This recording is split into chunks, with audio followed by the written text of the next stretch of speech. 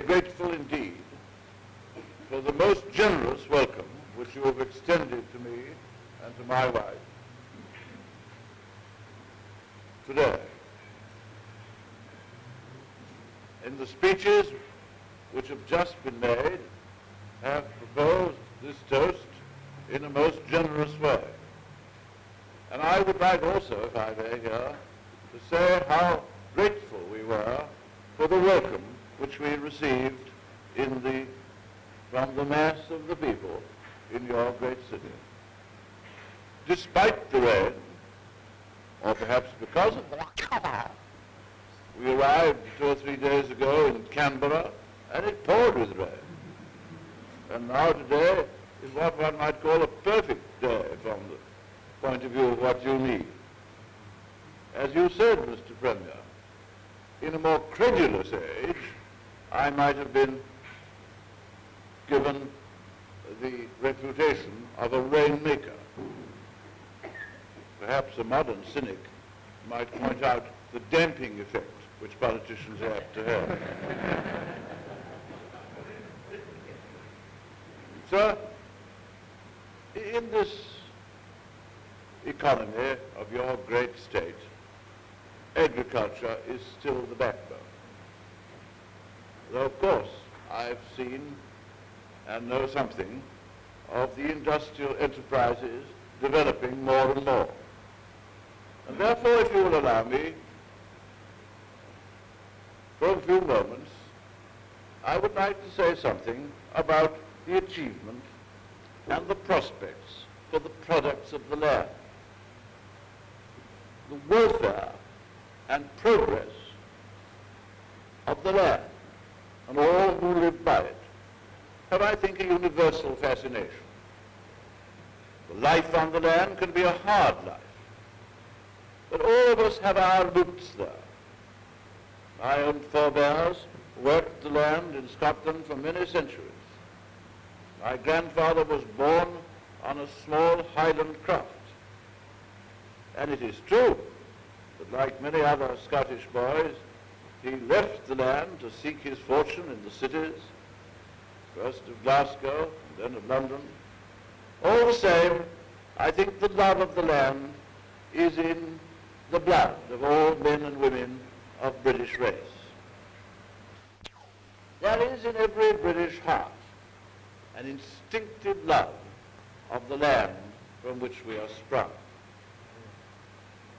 Cabinet ministers and farmers have two things at any rate in common. They seldom cease to complain about their hard lot, but they generally manifest a great reluctance to retire.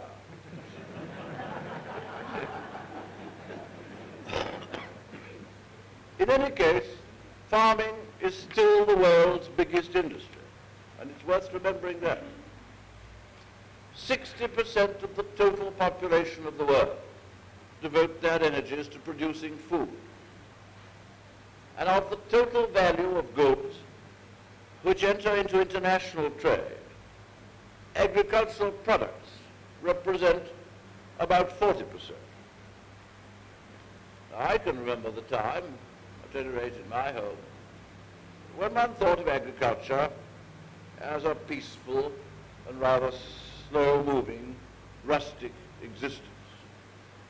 But if that was once true, it certainly isn't true today. For agriculture today has many new tools added to the traditional and inherited skills.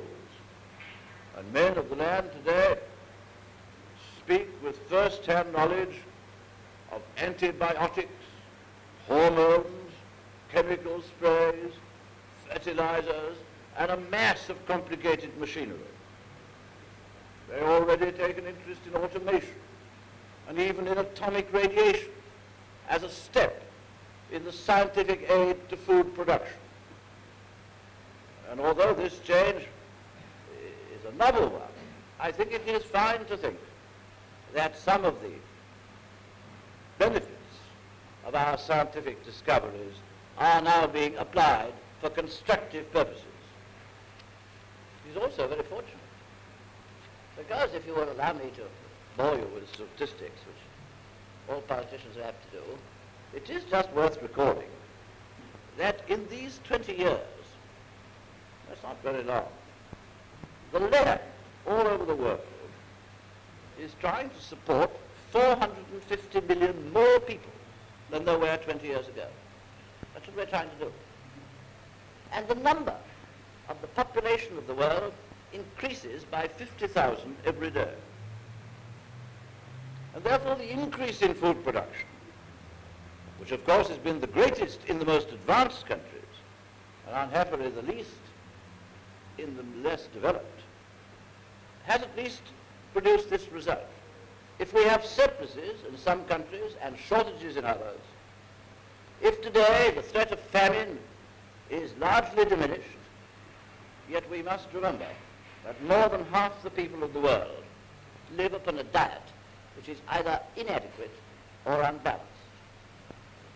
Now we know from the complications of our own economies, especially in agricultural countries, that these surpluses and shortages produce serious commercial and social problems. But I think we should take some comfort from the thought that they are infinitely less dangerous.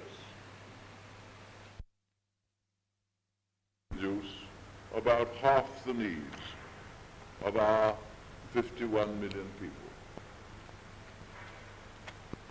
All the same, since fortunately standards continually rise, and since in the last decade particularly standards have risen enormously in our country, we are still the world's biggest importer of food. And I'm happy to say that by far the greater part of it comes from Commonwealth countries. And it is in this field that the economic ties between the United Kingdom and Australia are so strong. We buy in the United Kingdom about a third of the total exports of Australia. And in return, you have been consistently one of our biggest single customers for our exports, taking between 8 and 10%.